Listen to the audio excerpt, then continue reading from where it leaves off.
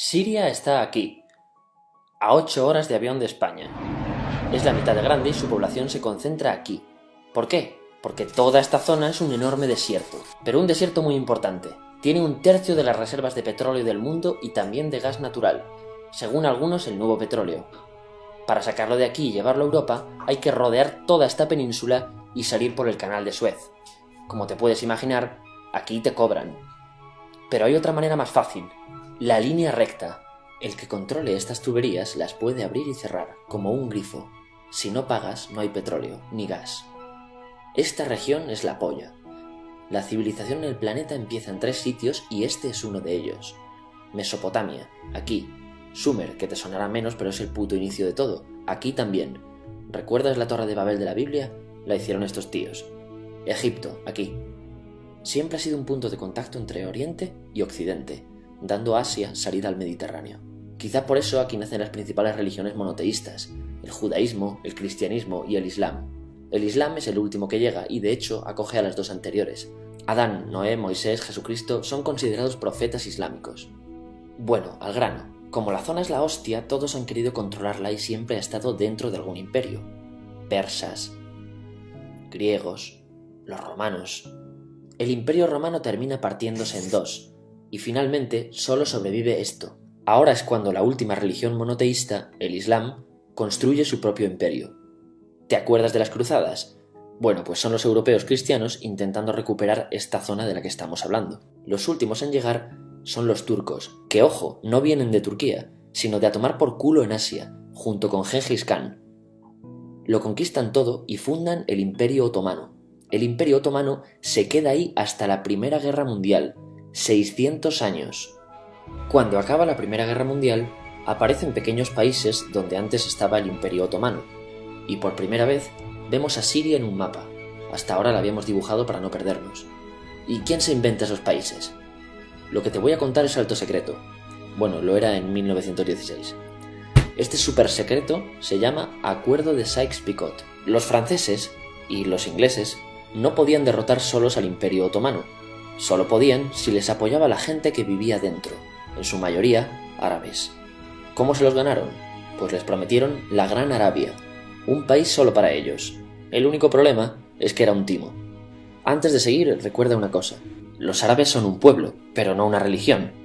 O sea, un árabe puede ser musulmán, puede ser cristiano, y antes del Islam parece que hubo tribus árabes con tradiciones judías.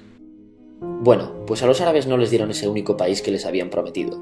En su lugar, franceses y británicos crearon muchos países pequeños. Estos países, obviamente, no eran países de verdad, sino zonas bajo su control con gobernantes puestos por ellos. Durante este tiempo hacen lo que quieren con la zona. Recuerda que hay petróleo. Siria, aunque no tiene grandes reservas, tiene fácil salida al mar, y Francia, que es la que se ha quedado con Siria, se lo da a compañías extranjeras. Después de la Segunda Guerra Mundial, los europeos se van. En el caso de Siria, son echados a patadas.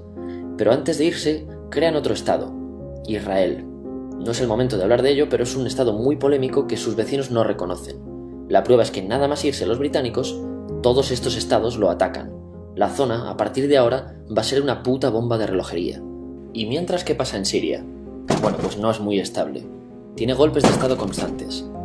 En esa época aparece en Siria una ideología que se hace con el control y se expande por el mundo árabe, el Ba'ath. Esta ideología mezcla el antiguo sueño de una sola nación árabe con ideas socialistas.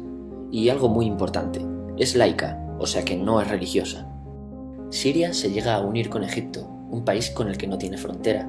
Pero no es algo raro, muchos de estos países intentan hacerlo también. Como recordarás, a esta gente se le había prometido un solo país y las ganas las seguían teniendo. Pero la unión falla. En este tiempo Egipto les convence para nacionalizar el petróleo. En Siria, Al-Assad, el padre del Assad de ahora, se convierte en jefe del estado Ba'ath. En Irak, también Ba'ath, comienza a ganar fuerzas Saddam Hussein. Las diferencias entre ambos países dividen a los partidos Ba'ath de otros países en pro-Siria o pro-Irak. Ahora ocurre la Guerra Fría. El mundo se divide en 2. O eres de Estados Unidos o de la Unión Soviética. Son años muy movidos en los que se pegan constantemente con Israel, invaden su vecino Líbano y comienza una oposición islamista al régimen Ba'ath de Assad, los hermanos musulmanes. Vale, volvamos atrás un momento. Recuerdas que la mayoría de árabes eran musulmanes, ¿verdad? Pues dentro de los musulmanes hay 2 ramas fundamentales. Los suníes, la mayoría, y los chiíes. En el caso de Siria, a pesar de ser un estado laico, los gobernantes como Assad y jefes militares eran chiíes, los cuales representan menos del 13%. En cambio, casi el 70% de la población es suní. Un dato curioso es que los cristianos son casi el 10%. Que los chiíes controlen el gobierno y el ejército mosquea a la población suní, y este sentimiento es aprovechado por los hermanos musulmanes, islamistas radicales suníes. Estos toman las armas en la ciudad de Hama en contra del gobierno, y Assad acaba con la revuelta a costa de matar miles de civiles y encarcelar a mucha gente. En el año 2000, Assad padre muere y le sucede Assad hijo. Ante las presiones libera a muchos presos, trae internet y esperanzas de cambio. Hay un periodo de gran debate político y aparece la oposición. También vuelven los hermanos musulmanes. Los siguientes años son difíciles. Arrestan a la oposición. Y Bush incluye Siria en el eje del mal, y esto la aísla. Está mal visto negociar con Siria. Los kurdos, un pueblo que vive distribuido por varios países de la zona, empiezan a protestar también. Hay represión y muertos.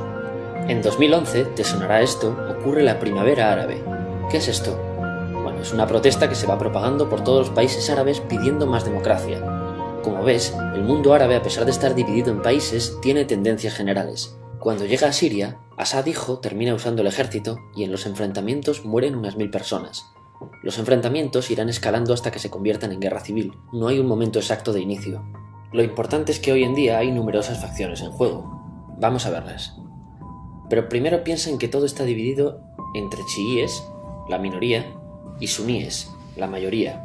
Chiíes y además laicos, o sea no religiosos, son el gobierno de Al-Assad.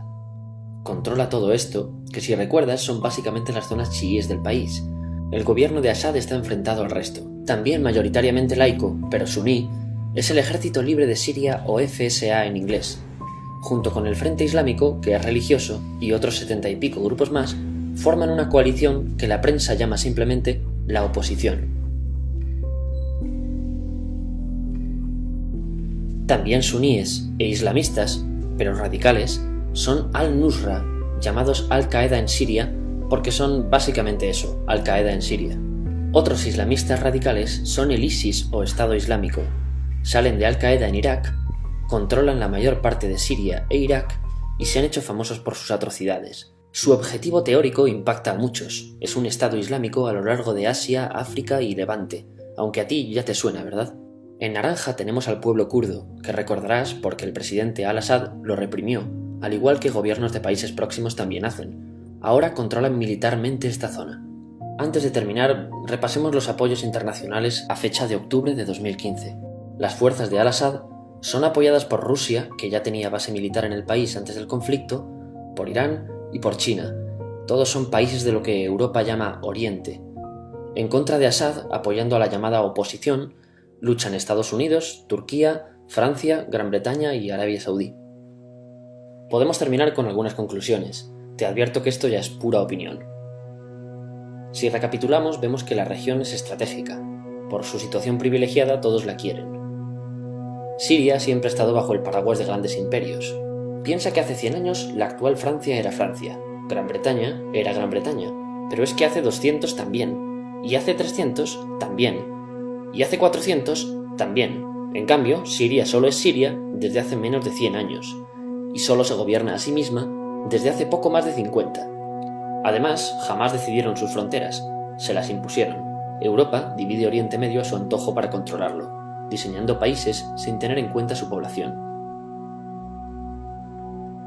Muchos historiadores dicen que todo pueblo tiene la necesidad de manejar su propio destino, pero estos ingredientes que hemos visto juegan en contra de proyectos como la Siria Ba'ath, que encima usa la represión para mantenerse.